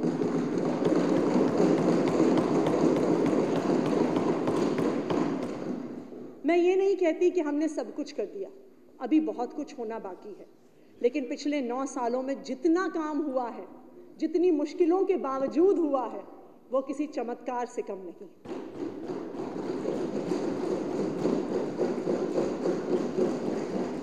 अध्यक्ष महोदय, मैं विश्वास के साथ कह सकती हूँ कि आने वाले वर्ष में भी राम राज्य को साकार करने का प्रयास जारी रहेगा।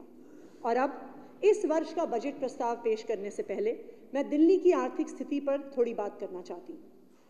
वित्तीय वर्ष 2023-24 की बात करें तो दिल्ली के सकल राज्य घरेलू उत्पाद यानी GSTP में 9.17% की दर से वृद्धि हुई है, जो पिछले वित्त वर्ष में 10,15,000 करोड़ रुपए से बढ़कर इस साल 11,08,000 करोड़ रुपए हो जाना अनुमानित है।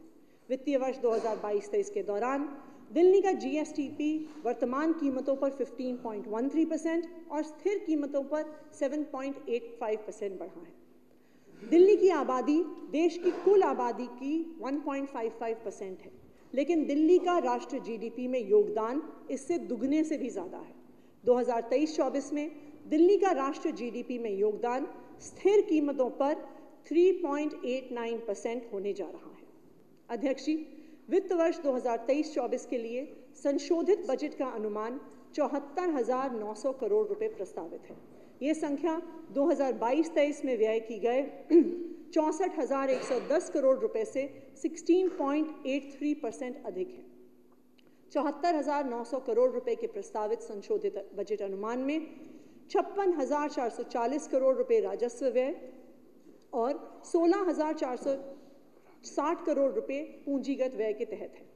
वर्ष 2023-24 में स्थापना एवं अपरिहार्य व्यय 35,100 रुपए के स्वीकृत बजट अनुमान से बढ़कर संशोधित अनुमान में 35,275 करोड़ रुपए हो गया है।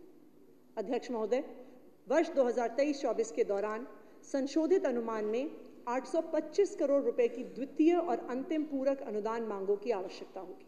इसलिए मैं पूरक अनुदान मांगों के लिए सदन से अनुरोध करती हूँ। और अब मैं सम्मानित सदन के समक्ष अगले वित्तीय वर्ष का बजट अनुमान पेश करती हूँ। वर्ष 2023-24 का संशोधित बजट का अनुमान 74,900 करोड़ रुपए था।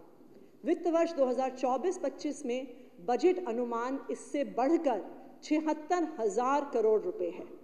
बजट अनुमान में 60,911 करोड़ रुपए राजस्व व्यय और 15,089 करोड़ रुपए पूंजीगत व्यय शामिल है। अध्यक्ष महोदय, जैसा कि हम सब जानते हैं कि केंद्र सरकार ने हमेशा दिल्ली के साथ सौतेला व्यवहार किया है। केंद्र सरकार कर और शुल्क के केंद्रीय पूल से सभी राज्यों को उनका हिस्सा देती आई है, मगर दिल्ली को अपने हक का हिस्सा कभी नहीं मिला।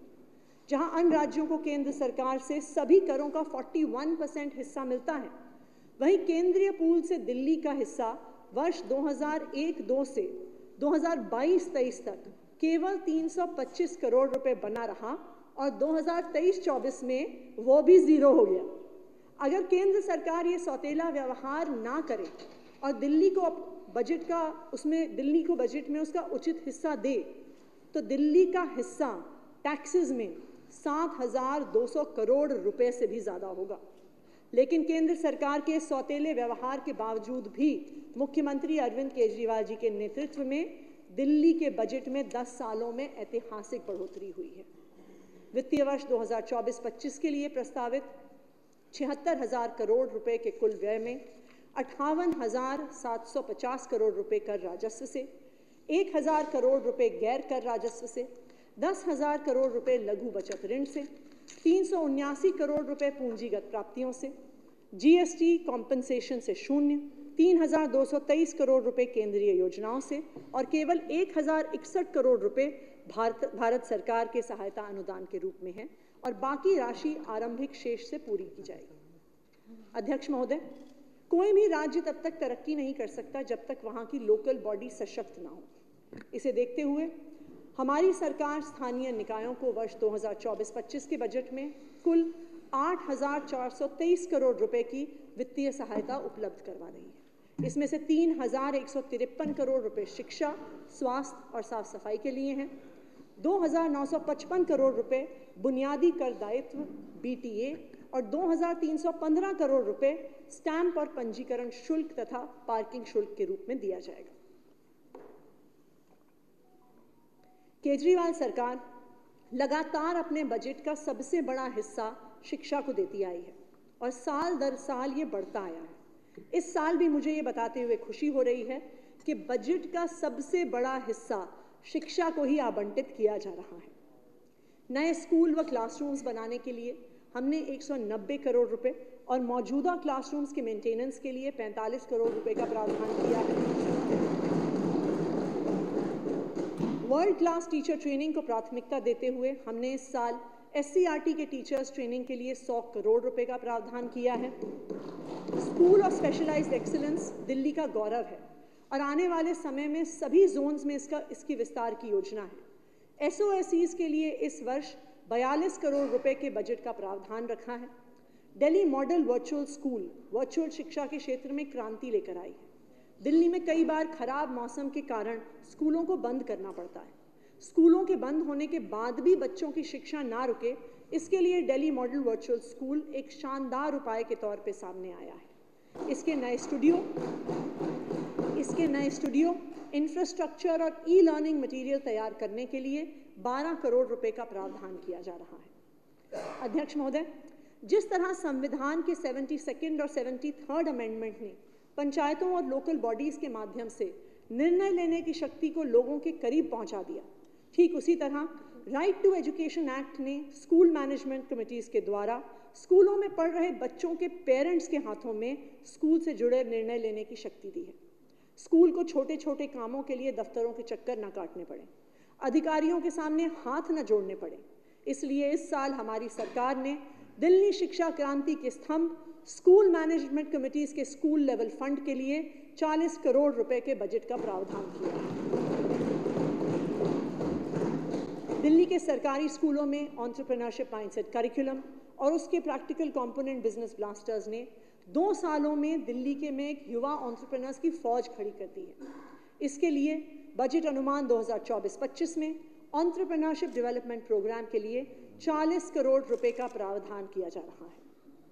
Chief minister super talented coaching scheme सरकारी स्कूलों में पढ़ रहे विद्यार्थियों को JEE मेन एंड एडवांस और नीट की परीक्षाओं की तैयारी में मदद करती है, जिसके तहत 600 विद्यार्थियों के लिए को 2023-24 में छात्रवृत्ति के लिए चुना गया। इस योजना के लिए वित्तीय वर्ष 2024-25 में 6 करोड़ रुपए का प्रावधान किया जा रहा है। अध्यक्ष महोदय, खेल भी जितना, पढ़ाई जितना ही महत्वपूर्ण है। दिल्ली में हमारे खिलाड़ियों को बेहतर स्पोर्ट्स सुविधाएं मिल सकें, इसके लिए इस वित्त वर्ष में हमने स्पोर्ट्स के क्षेत्र में 118 करोड़ रुपए का बजट में प्रावधान किया। इस साल उच्च शिक्षा और तकनीकी शिक्षा के लिए हम 1212 करोड़ रुपए प्रस्तावित कर रहे हैं। दिल्ली स्किल्स और एंटरप्रेन्योरशिप यूनिवर्सिटीज़ के लिए 165 करोड़ रुपए, नेताजी सुभाष टेक्निकल यूनिवर्सिटी के लिए 56 करोड़ रुपए, Delhi pharmaceutical sciences and research university के लिए 42 करोड़ रुपए, दिल्ली टेक्निकल यूनिवर्सिटी के लिए 41 करोड़ और अंबेडकर यूनिवर्सिटी के लिए 92 करोड़ रुपए प्रस्तावित हैं।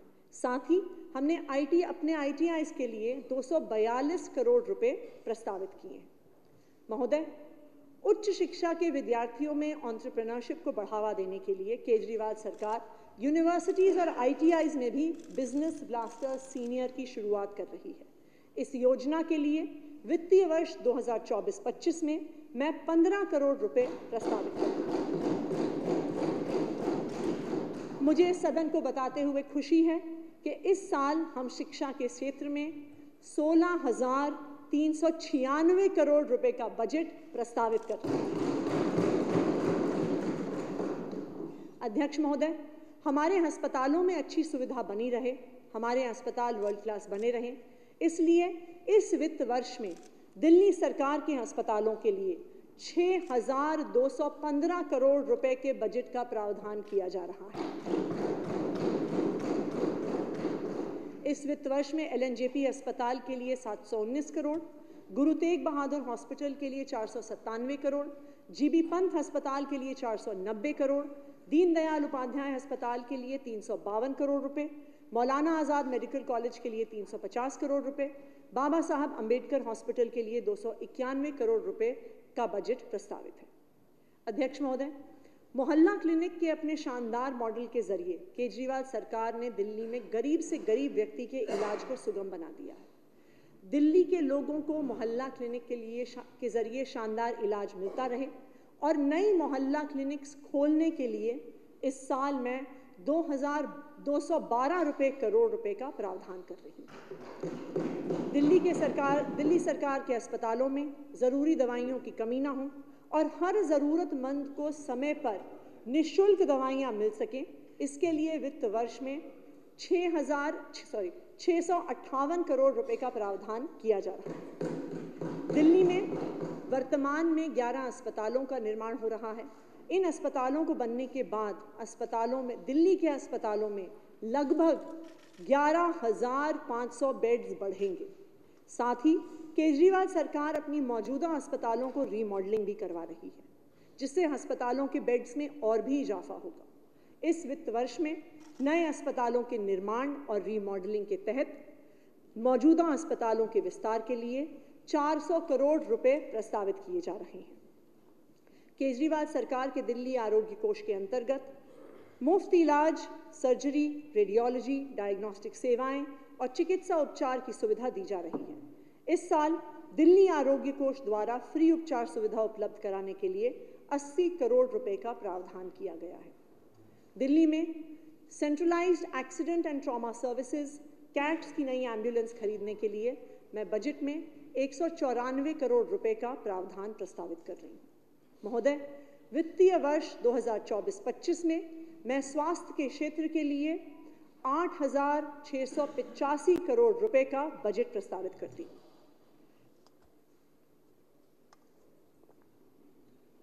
अध्यक्ष महोदय, आज दिल्ली में 58,86,000 घरेलू बिजली उपभोक्ता है, जिसमें से 68.33% यानी 40,22,000 घरेलू उपभोक्ताओं को केजरीवाल सरकार की सब्सिडी का लाभ मिल रहा है। साल 2023 में दिल्ली में 3,41,00,000 बिजली के बिल जीरो आए। आने वाले साल में भी केजरीवाल सरकार दिल्ली वालों को फ्री बिजली देती रहेगी।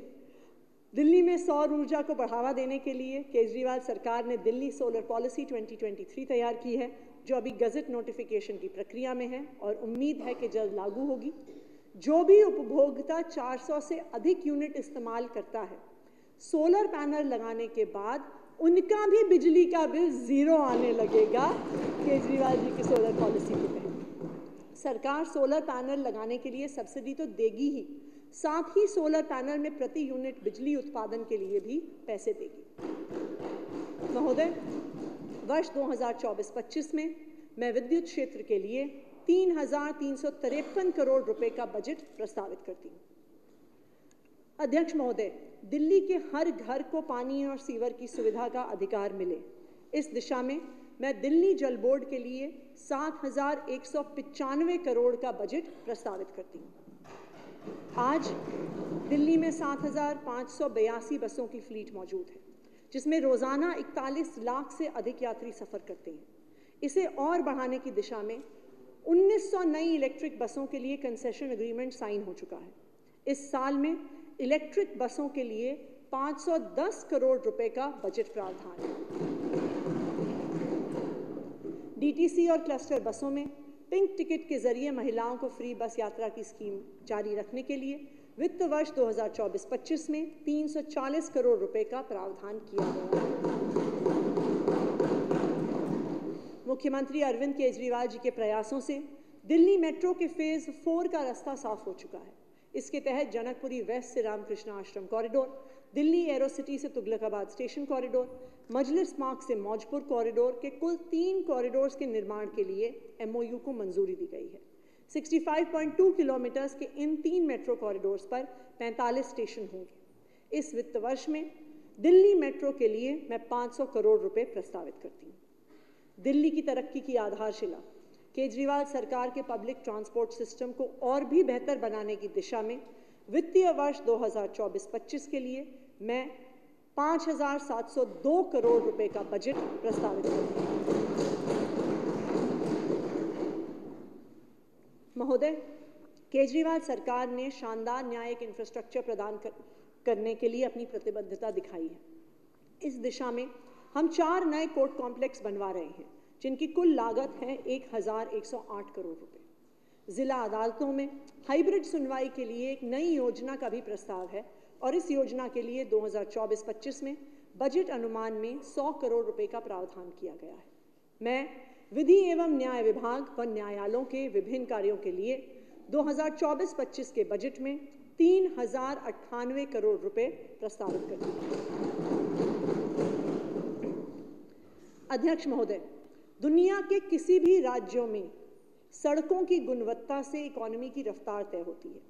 जितना ज़्यादा सड़कों पर सरकार खर्च करती है, उतना ही ज़्यादा आम आदमी के लिए समय और पैसों की बचत मुमकिन है।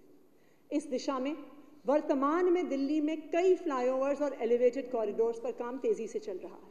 इसमें शामिल हैं बाराकुल्ला फेज़ 3, मेट्रो के साथ मिलकर बनाए जा रहे 2 डबल डेकर फ्लाईओवर करावल नगर घोंडा ब्रिजपुरी एक्सटेंशन जंक्शन पर और रानी झांसी रोड जंक्शन से आज़ादपुर कॉरिडोर पर।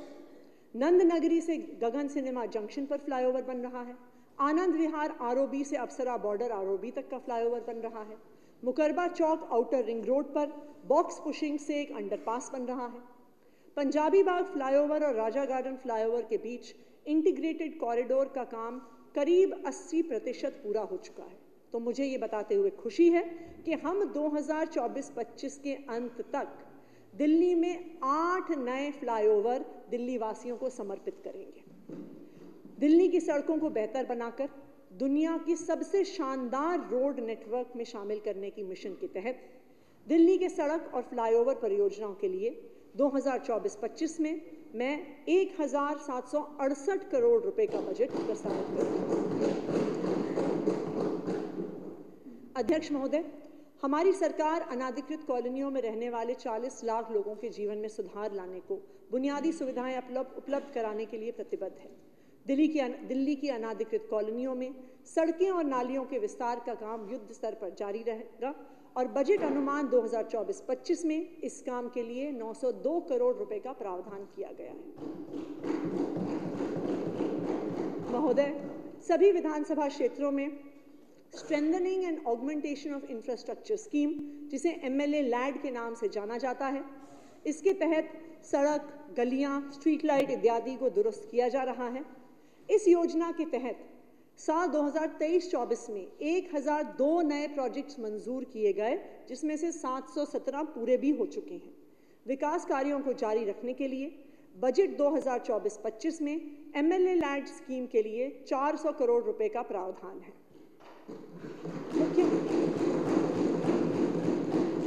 मुख्यमंत्री सड़क पुनर्निर्माण योजना और मुख्यमंत्री स्ट्रीट लाइट योजना के अंतर्गत दिल्ली की सड़कों और गलियों की स्थिति में लगातार सुधार हुआ है और डार्क स्पॉट्स घटाकर सड़कों को सुरक्षित बनाया गया है। बजट अनुमान 2024-25 में इस योजना के तहत सड़कों और स्ट्रीट लाइट की व्यवस्था के लिए 275 करोड़ रुपए का प्रावधान किया गया है। अध्यक्ष महोदय, मैं वित्तीय वर्ष 2024-25 में आवास और शहरी विकास की योजनाओं के लिए 9,800 करोड़ रुपए प्रस्तावित करती हूँ। अध्यक्ष महोदय, दिल्ली के गांव की जनता ने अरविंद केजरीवाल जी को बहुत प्यार और सम्मान दिया है। गांव को तरक्की की दिशा में आगे बढ़ाने के लिए इस साल केजरीवाल सरकार दिल्ली के 360 से अधिक गाँव में 1000 किलोमीटर सड़कें बिछाएगी। इससे गांव की अर्थव्यवस्था को काफ़ी बढ़ावा मिलेगा। दिल्ली के गांव के विकास के लिए मैं वित्तीय वर्ष 2024-25 में 900 करोड़ रुपए का बजट प्रस्तावित करती हूँ।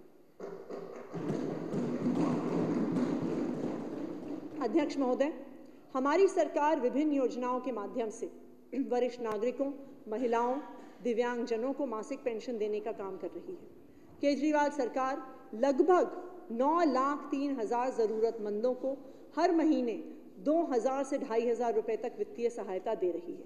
इसमें 4 लाख वरिष्ठ नागरिक, 3,75,000 विधवा एवं संकटग्रस्त महिलाएं और 1,23,000 दिव्यांगजन शामिल हैं।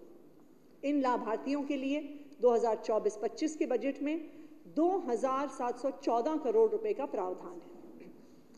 2024-25 में, जैसा मैंने आपको पहले बताया, महिलाओं के कल्याण और सशक्तिकरण के लिए केजरीवाल सरकार एक नई योजना लेकर आ रही है। इसका नाम है मुख्यमंत्री महिला सम्मान योजना। महिलाओं के सशक्तिकरण के लिए शायद ये दुनिया की सबसे बड़ी योजना होगी। इस क्रांतिकारी योजना के तहत 18 साल से ऊपर की हर महिला को प्रति महीने 1,000 रुपए की राशि मिलेगी। निम्नलिखित महिलाएं इस योजना के लिए पात्र नहीं होंगी। 1, जो अभी सरकार की किसी और पेंशन स्कीम का हिस्सा हैं। 2, जो स्वयं सरकारी कर्मचारी हों। या 3, जो इनकम टैक्स पेयर हो। स्कीम के लिए पात्र होने के लिए महिला का दिल्ली का वोटर होना जरूरी है। स्कीम के लिए पात्र महिला को एक फॉर्म भरना होगा और साथ ही एक सेल्फ डिक्लेरेशन देना होगा कि वो किसी सरकारी योजना का हिस्सा नहीं है, सरकारी कर्मचारी नहीं है और इनकम टैक्स पेयर नहीं है। सेल्फ डिक्लेरेशन के आधार पर उस महिला को इस योजना का लाभ मिलना शुरू हो जाएगा। फॉर्म के साथ हर महिला को अपने आधार कार्ड, वोटर आईडी कार्ड और बैंक अकाउंट की जानकारी देनी होगी। मुझे ये घोषणा करते हुए खुशी है कि वित्तीय वर्ष 2024-25 में मुख्यमंत्री महिला सम्मान योजना के लिए इस बजट में 2000 करोड़ रुपए का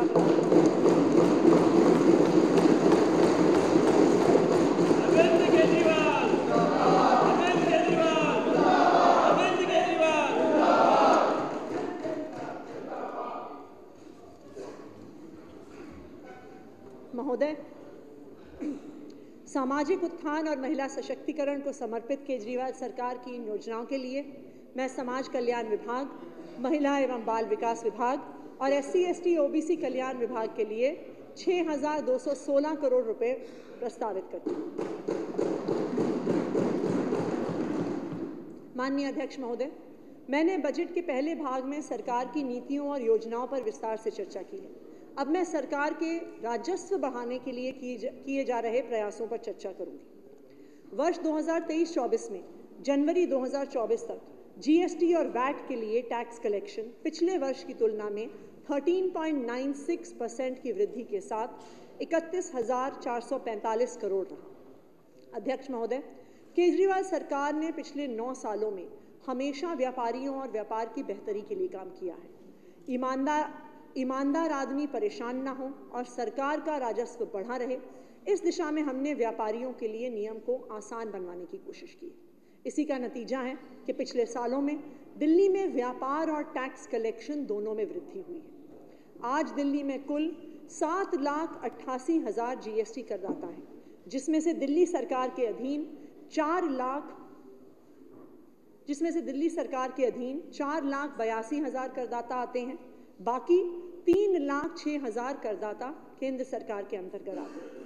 अध्यक्ष महोदय, हमने दिल्ली में ऑडिट प्रक्रिया को सुदृढ़ किया है।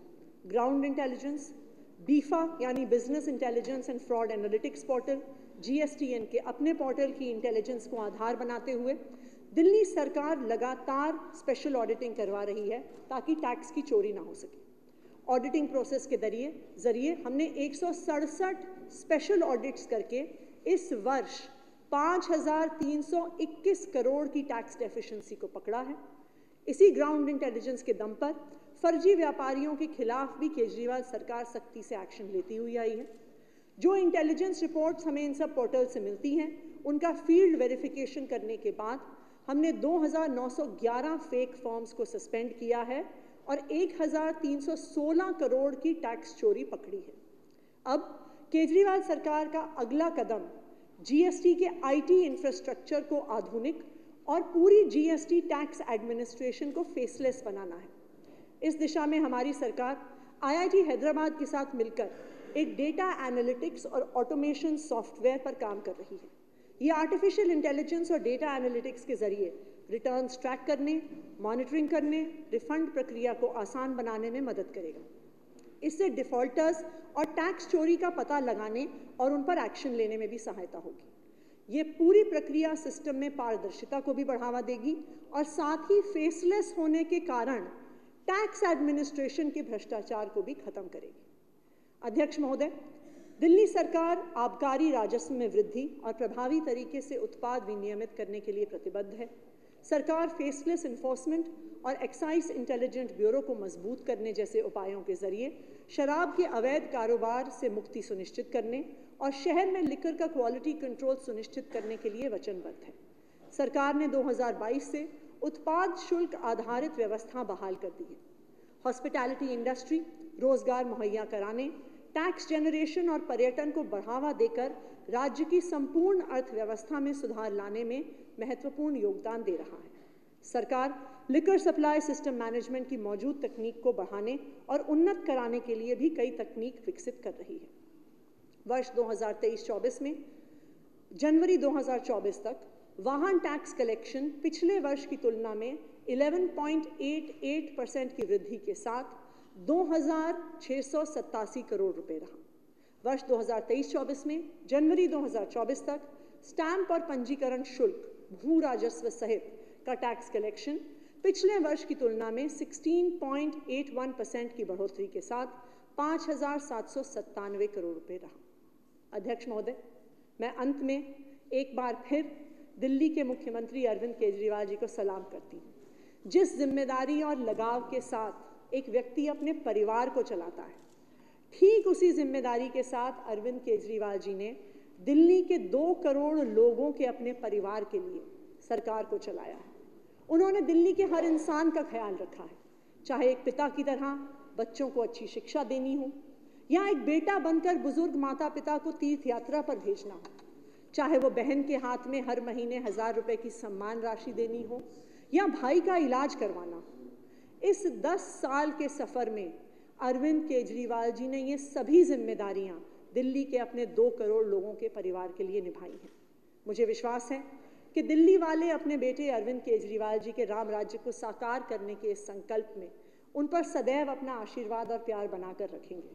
और मैं ये बात दावे के साथ कह सकती हूँ कि दिल्ली वालों के इस प्यार के साथ अगले 5 साल भी केजरीवाल सरकार ही इस विधानसभा में बढ़ेगी। जय हिंद, जय भारत।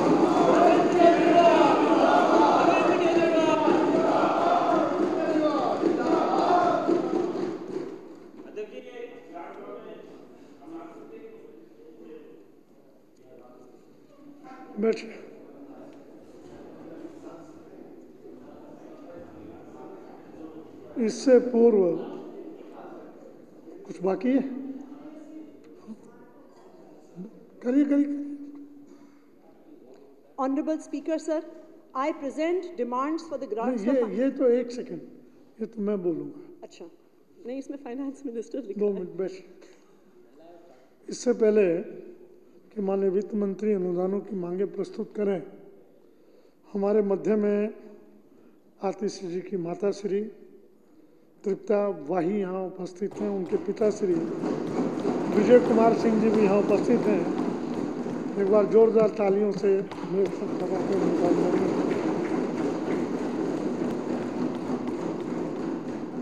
अनुदानों की मांगे वर्ष 2024-25। अब माननीय वित्त मंत्री वित्त वर्ष 2024-25 के लिए डिमांड फॉर ग्रांट्स पेश करेंगे। Honorable Speaker, sir, I present demands for grants for the financial year 24-25 before the House. इन अनुदान मांगों पर सदन में बजट पारित करने के दौरान विचार किया जा सकेगा।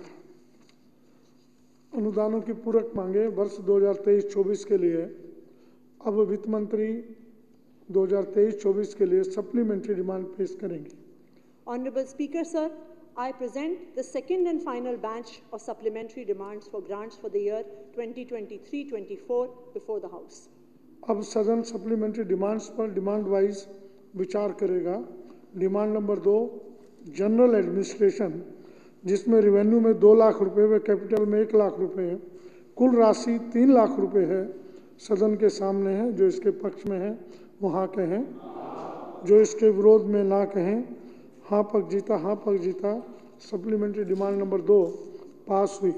Demand number 3 administration of justice, जिसमें रेवेन्यू में 90 करोड़ 66,49,000 रुपये व कैपिटल में 1 लाख रुपये, कुल राशि 90 करोड़ 67,49,000 रुपये है। सदन के सामने है। जो इसके पक्ष में हाँ कहें, जो इसके विरोध में ना कहें। हाँ पक जीता, हाँ पक जीता। सप्लीमेंट्री डिमांड नंबर 3 पास हुई। डिमांड नंबर 4 फाइनेंस, जिसमें रेवेन्यू में 2 लाख रुपए व कैपिटल में 5 लाख रुपए, कुल राशि 7 लाख रुपए है। सदन के सामने है। जो इसके पक्ष में वो हाँ कहें, जो इसके विरोध में ना कहें। हाँ पक जीता, हाँ पक जीता। सप्लीमेंट्री डिमांड नंबर 4 पास हुई। डिमांड नंबर 5 होम, जिसमें रेवेन्यू में 3 लाख रुपए व कैपिटल में 2 लाख रुपए, कुल राशि 5 लाख रुपए है। सदन के सामने है। जो इसके पक्ष में वो हाँ कहें, जो इसके विरोध में ना कहें। सप्लीमेंट्री डिमांड नंबर 5 पास हुई। डिमांड नंबर 6 एजुकेशन, जिसमें रेवेन्यू में 6,50,000 रुपये है, सदन के सामने है। जो इसके पक्ष में वो हाँ कहें, जो इसके विरोध में ना कहें। हाँ पक्ष जीता, हाँ पक्ष जीता। सप्लीमेंट्री डिमांड नंबर 6 पास हुई। Demand number 7 medical and public health, जिसमें रेवेन्यू में 13,14,000 रुपये तथा कैपिटल में 7 लाख रुपये, कुल राशि 20,14,000 रुपये सदन के सामने है। जो इसके पक्ष में हाँ कहें, जो इसके विरोध में ना कहें। हाँ पक्ष जीता, हाँ पक्ष जीता। सप्लीमेंट्री डिमांड नंबर 7 पास हुई। डिमांड नंबर 8 सोशल वेलफेयर, जिसमें रेवेन्यू में 1,56,28,71,000 रुपये तथा कैपिटल में 5,36,39,00,000 रुपये है। कुल राशि 6,22,55,71,000 रुपये सदन के सामने है। जो इसके पक्ष में हाँ कहें, जो इसके विरोध में ना कहें। हाँ पक्ष जीता, हाँ पक्ष जीता। सप्लीमेंट्री डिमांड नंबर 8 पास हुई। डिमांड नंबर 10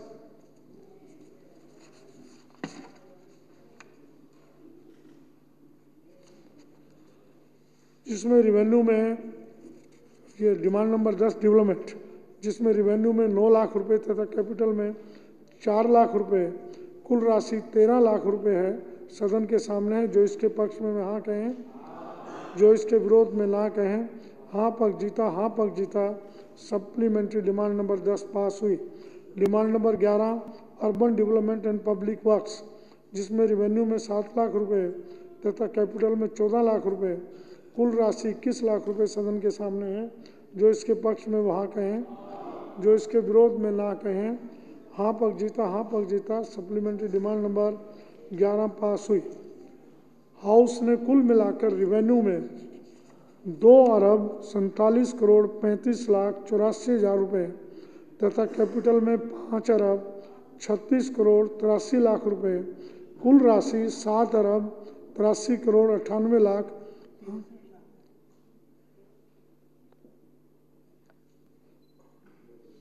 कैपिटल में ना 5,36,63,00,000 रुपये, कुल राशि 7,83,98,84,000 रुपयों की सप्लीमेंट्री डिमांड को मंजूरी दे दी है।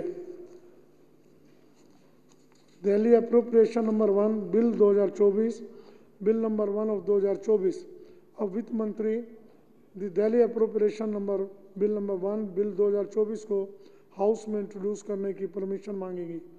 Honorable Speaker, sir, I seek permission of the House to introduce the Delhi Appropriation number 1 Bill 2024 to the House. वित्त मंत्री जी का प्रस्ताव सदन के सामने है। जो इसके पक्ष में हाँ कहें, जो इसके विरोध में ना कहें। हाँ पक्ष जीता, हाँ पक्ष जीता। प्रस्ताव पास हुआ। अब माननीय वित्त मंत्री बिल को सदन में इंट्रोड्यूस करेंगी। Honorable Speaker, sir, I introduce the Delhi Appropriation Bill number 1 to the House. अब बिल पर क्लॉज वाइज विचार होगा। पर्सन है कि खंड 2, खंड 3 व शेड्यूल बिल का अंग बने। जो इसके पक्ष में हाँ कहें, जो इसके विरोध में ना कहें। हाँ पक्ष जीता, हाँ पक्ष जीता। खंड 2, खंड 3 एवं शेड्यूल बिल का अंग बन गए। पर्सन है कि खंड 1 प्रेम्बल और टाइटल बिल का अंग बने। जो इसके पक्ष में हाँ कहें, जो इसके विरोध में ना कहें। हाँ पक्ष जीता, हाँ पक्ष जीता। प्रेम्बल और टाइटल बिल का अंग बन गए। अब माननीय वित्त मंत्री प्रस्ताव करेंगे कि दिल्ली अप्रोप्रिएशन नंबर 1 बिल 2024 को पास किया जाए। Honorable Speaker, sir, the House may now please pass the Delhi Appropriation number 1 Bill 2024.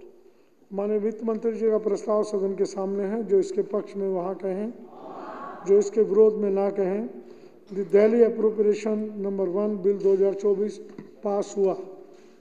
बहुत बहुत धन्यवाद। अब सदन